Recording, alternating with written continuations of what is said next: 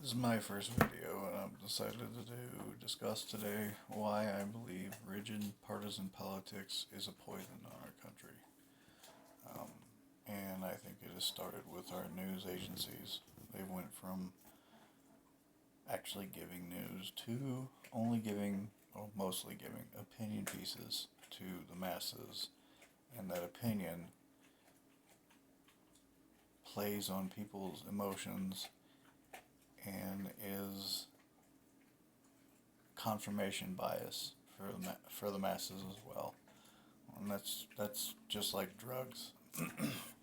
This creates what a lot of people call an echo chamber effect, where uh, too much goes. Let me explain it like this: too much goes on in the news today for people to understand the context with the way people take in the news. Uh, the innovation of the line at the bottom. I can't remember what the name of it is, but the news line at the bottom. Everybody now takes in their news by headline only. They don't read further than a paragraph into the news anymore. This forces people into a rabbit hole where they listen to one source that they think is unbiased because they've been fined for years. But when you sit in the middle like I do and you listen to the news sources, you can hear the bias that goes on both sides, and it baffles me why people can't pick it out. Um, I equate it to uh, the emotion that football generates against from each team uh, fan base, and because they listen to one source, that source can guide or guide their opinion any direction they want to, regardless of the consequence, and that's what's happening today. Another reason people listen to one source is because of time constraints. Nobody's got time anymore. It's all fast paced moving now. We eat on a run. Everything we do is on our phones. Nobody talks to each other anymore. It's all 255 characters or less in a tweet, and you walk by with your head down in your hand like this. It just doesn't make any sense. Um, the last bad thing from these echo chamber effect is, or the worst thing about it, and it creates a bigger or a tighter echo chamber, is these partisan opinion newscasters. Um, they tell people don't listen to the other guy, and I'm a believer in 50% of the story is true most of the time. And if you listen to both sides, a lot of times you can get what the story is out of it. But if you don't listen to the other side, then you're just getting half the story, believing that's absolutely true, and there's no way the other guy's telling the truth whatsoever. It's not right, and it's taken us down a path that doesn't look like America anymore. This echo chamber accelerates, well, what I'm calling the "I'm right, you're wrong" theorem, and that's where we're at. I mean, people apologize for the noise in the back. That's my dog trying to get water out of the bowl. She has another bowl, but she likes to do this one. Anyway, this accelerates, like I said, the "I'm right, you're wrong" theorem. It's not a real theorem, it's my thoughts. Makes people dead set on that what they know is fact, and you can't possibly have any kind of correct opinion, any kind of correct say in the matter. You're completely wrong, and you don't believe me, then you can just go away. And it's not right. It's poisonous. Um, and I say it's poisonous because what happens is these people carry it to their friends like a poison, and it infects them in a way because people, they would rather be agreeable with their friend and not fight with them over politics these days. Um, and then all it does is reinforce this confirmation bias that somebody has got from their newscaster, and it makes them think even more they're right because 6 of their friends told them they're right, and not one outside source that doesn't go with their confirmation comes into the thought process, and it's not right. Um, this strangles compromise, and I think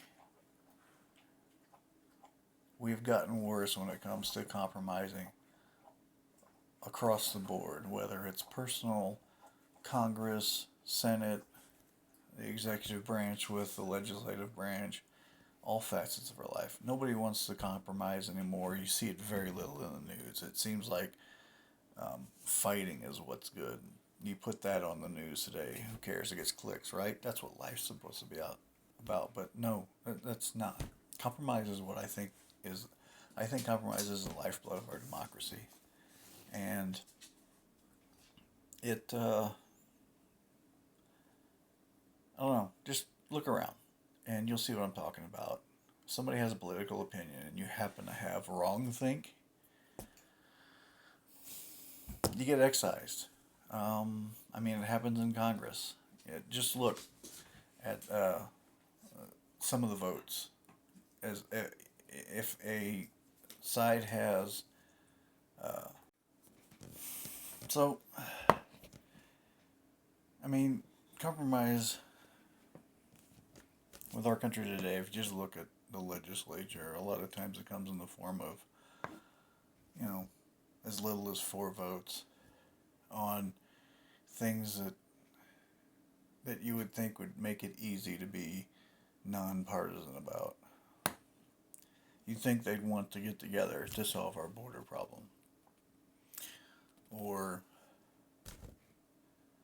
I don't know, just any of it. It feels like,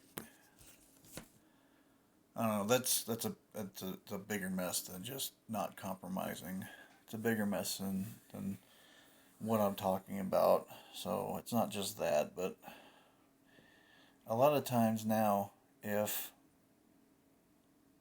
somebody votes outside party lines, they're kind of excised like a cyst. I mean,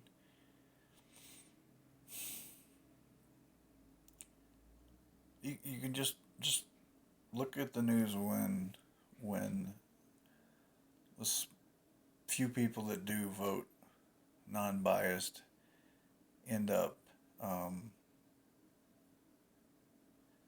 outside the bubble, so to speak. And I feel like this slows government down more and more every year. People more concerned about appeasing the party line and less concerned about taking care of the people that voted them in, and it's just frustrating. And I think the less we compromise and the more people become partisan and think that they're right and everybody else is wrong, it causes people to dig in so badly, like they're in a trench a mile deep. And you can't move the needle. No matter what you give up, you cannot move the needle on these people. And it's also frustrating to me. And action like this, or bias, partisanship, I feel emboldens the extreme rhetoric and action we see today. I mean, you don't see compromise on the news anymore. When a politician is able to score points against their enemy, they'll do it in the news. No holds barred. As long as they can impress whatever Twitter faction the Democrats are following today, or as long as they can impress the Republican base, doesn't matter. Forget compromise. Let's just score points like it's some sporting event. You get a cheer from your side of the crowd and a boo from the other one. That's where we are. That's where we're at. when people debate now, instead of laying out what they believe they can do to fix problems, they're more worried about winning the argument than they are about talking to us and telling us what they're going to do to fix the problem. And I feel like all of this has cost our leadership to lose the plot of what America actually wants. Yeah.